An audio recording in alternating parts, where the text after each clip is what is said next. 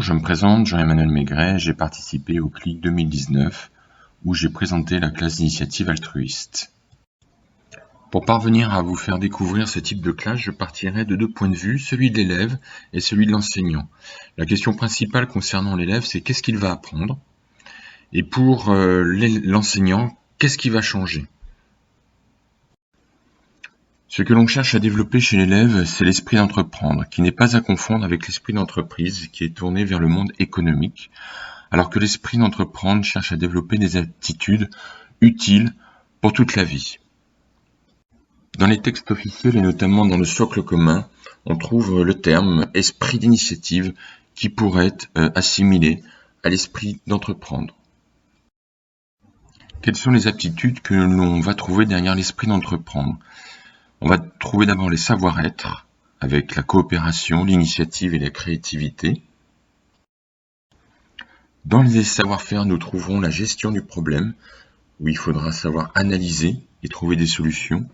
Ensuite, la planification, où là, il faudra mettre en place les solutions. Et enfin, l'évaluation, où là, il faudra revenir sur ce qui a été fait, sur ce qui a été appris. Pour parvenir à développer cet esprit d'entreprendre, le projet entrepreneurial est un moyen. Il n'est pas à confondre avec le projet pédagogique dont l'entrée et les savoirs est tournée vers l'enseignant, alors que le projet entrepreneurial part de problématiques amenées par les élèves. C'est en cela que cette classe est altruiste, car elle est tournée vers des problématiques qui touchent le monde. La problématique apportée par les élèves part d'une démarche de problématisation, qui n'est pas à confondre avec la résolution de problèmes. Ici, la situation est ouverte et la solution n'est pas connue.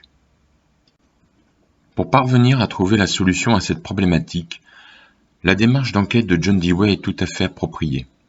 Les grandes étapes de la démarche d'enquête se retrouvent au travers tout d'abord de la formulation d'un problème, de la proposition de différentes solutions, d'un choix parmi ces solutions, et enfin la concrétisation de cette solution. Nous arrivons à la deuxième partie de cette présentation sur le travail de l'enseignant et en quoi le fait de développer l'esprit d'entreprendre chez les élèves bouscule les habitudes. Tout d'abord, la forme scolaire est réinterrogée. En effet, le rapport au savoir est modifié puisqu'il n'est plus une fin mais un moyen de répondre à un problème. Ensuite, on parle de situations authentiques apportées par les élèves, ce qui permet de redonner du sens aux apprentissages. C'est une école aussi maintenant ouverte au monde puisque les problématiques viennent de l'extérieur. Avec la problématisation, on ne part plus du plus simple au plus complexe, mais bien du complexe au plus simple.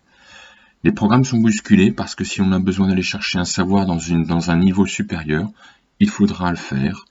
Et enfin, rééquilibrage entre la tête et les jambes, ou plus précisément la tête et le corps, puisque l'action est importante dans cette démarche.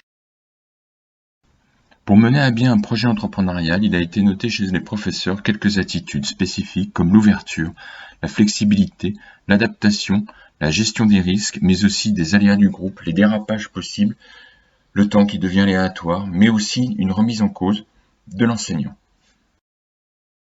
Peut-être que le plus gros changement vient du côté de la posture, qui se définit comme une façon d'agir, une manière d'agir ayant un effet sur autrui. La question pourrait se poser ainsi, quelle est la manière d'agir du professeur pour développer chez l'élève l'esprit d'entreprendre?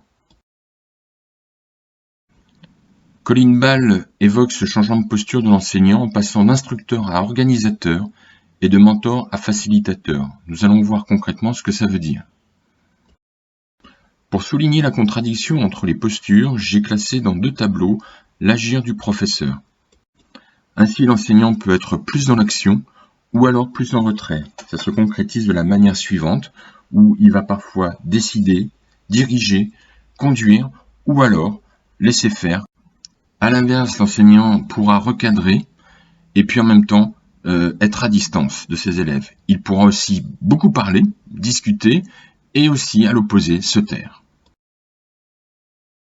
Ce ne sont là que quelques exemples de postures et une présentation rapide de ce que peut être le développement de l'esprit d'entreprendre. Si vous voulez plus d'informations, je vous invite à aller sur mon site qui parle plus précisément de l'éducation entrepreneuriale en France. Merci de votre attention, à très bientôt, au revoir.